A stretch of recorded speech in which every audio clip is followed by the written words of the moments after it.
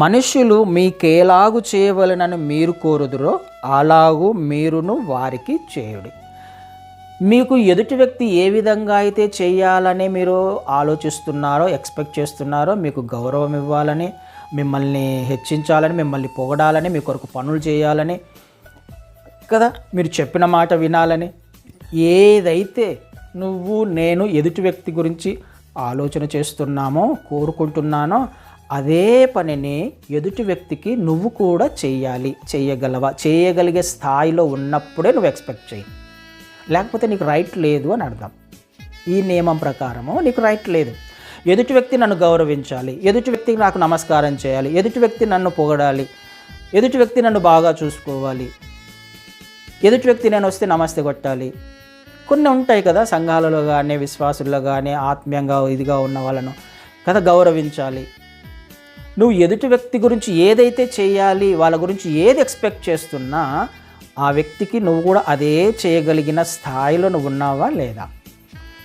ఇది చాలా చాలా చాలా ప్రాముఖ్యమైన విషయం కదా. ఎదుటి వ్యక్తి గురించి మనం అస్సలు వేరేది ఏమి ఎక్స్పెక్ట్ చేయకూడదు. వాళ్ళ గురించి ఏమి కూడా మనం మాట్లాడుకోవడానికి అవకాశం లేదు.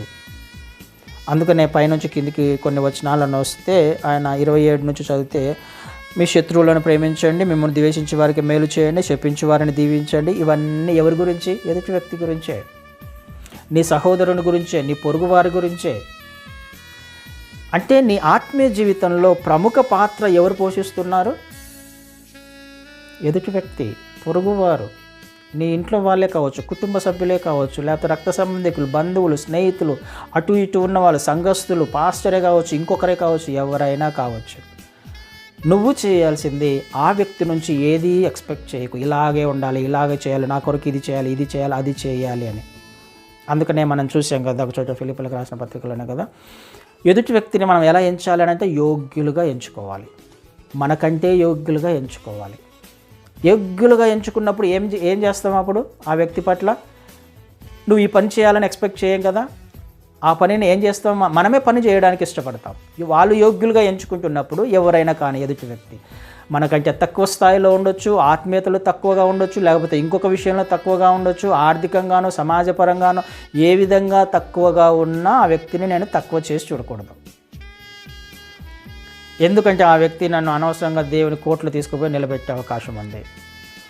నేను ఆ వ్యక్తి పట్ల తప్పుగా ప్రవర్తించినప్పుడు, ఆ వ్యక్తి బయటికి వెళ్ళి అనవసరమైన విషయాలు వేరే సహోదరులతో మాట్లాడినప్పుడు అది లెక్కలోకి తీసుకోబడుతుంది దేవుని కోర్టులో కదండి.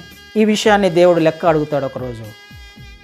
అందుకనే మనము చాలా జాగ్రత్తగా మన ఆత్మీయ జీవితాన్ని ఖచ్చితంగా జీవించాలి.